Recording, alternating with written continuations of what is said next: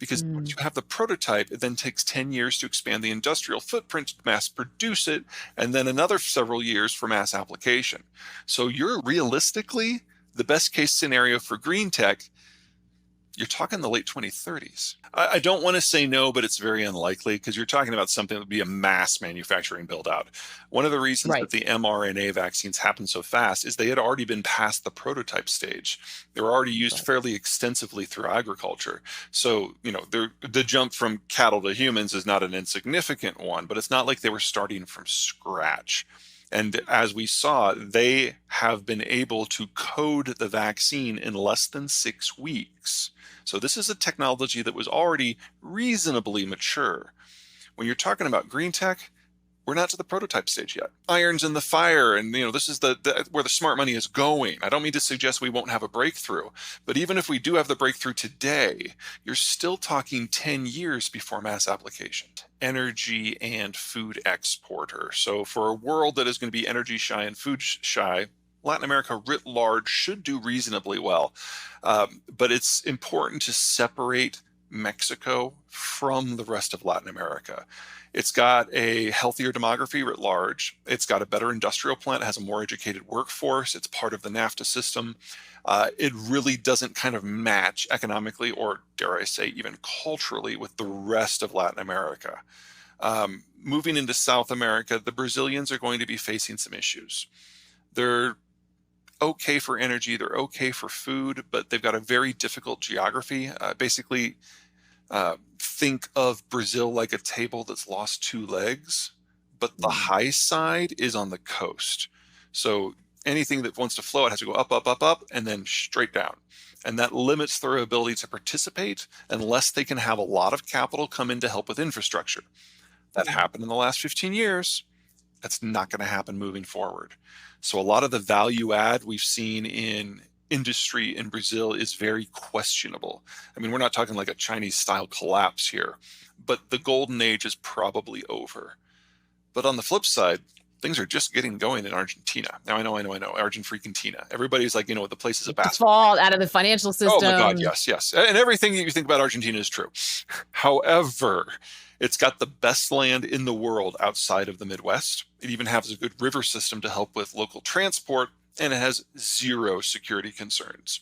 So in a world where rule of law breaks down, where long-range transport's more difficult, where finance is restricted, for the Argentines, this is just a typical Tuesday.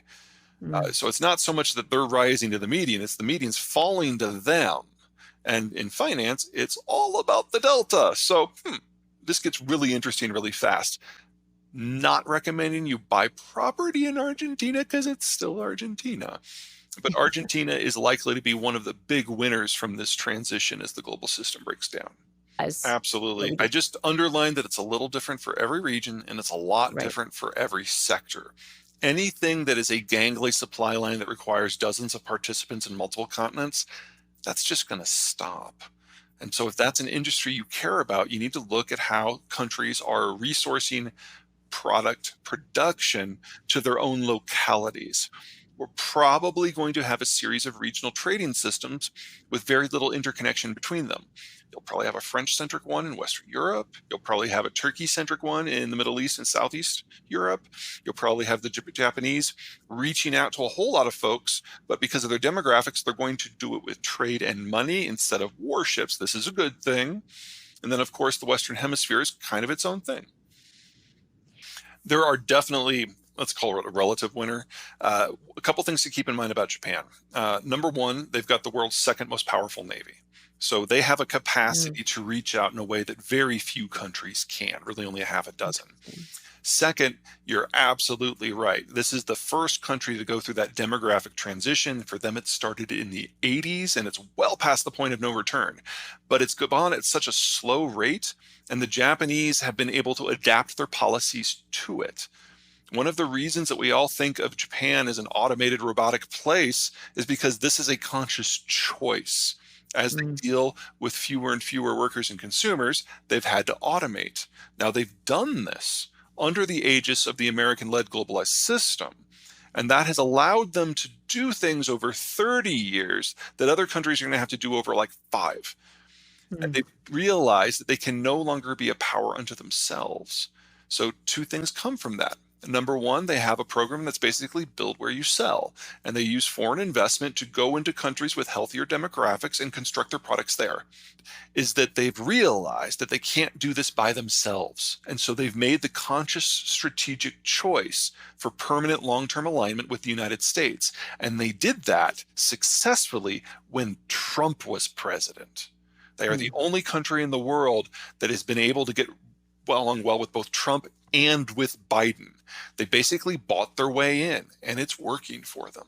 On our road from Bill Clinton to W. Bush to Obama to Trump to Biden, we've become more and more economically nationalist. And if that were to change, it would matter. But I don't think the American population at the moment is interested in engaging in with the rest of the world economically. I just don't think that's even in the cards. And I think Apple's decision to start pulling out of China is kind of the quintessential example, because they were always the furthest, the most extreme when it comes to doubling down on the East Asian system.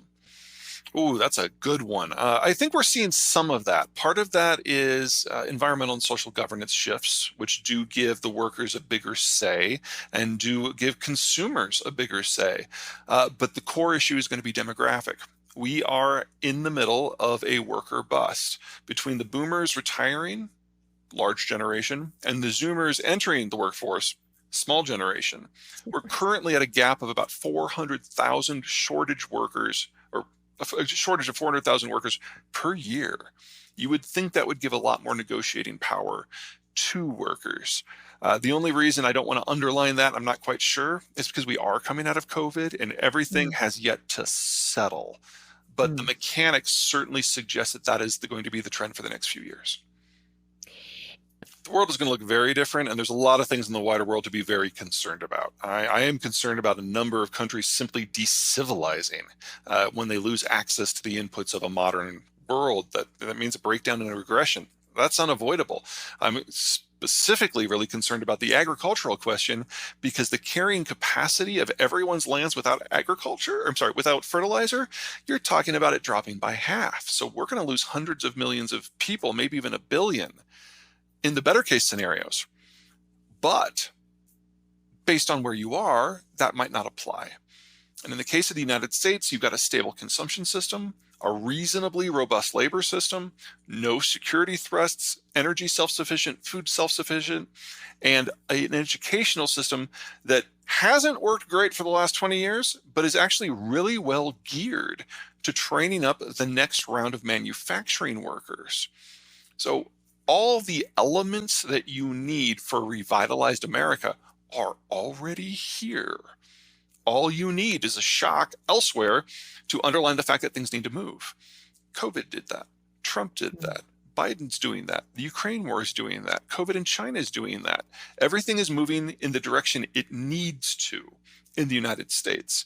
We will emerge from this in a much better position, just that the road from here to there is not a straight line. You've got over 1 billion people that simply cannot be fed with the land's quality and with the inputs that are going to be available. It is by far the country that is going to suffer the most. Other countries that are dependent upon international interactions for trade and for capital, I'd say Korea and Germany are at the top of that list for slightly different reasons. I don't see how the Germans make this work. Their supply chains are dependent on a half a dozen countries, and as long as the Germans are turning a blind eye to Ukraine, those half a dozen countries are really mad. But if the Germans start acting like everyone says that they want to, and they want the Germans to rearm and put troops in Poland to fight the Russians, we've seen this movie before. I don't see a good path out of this for Germany that is positive.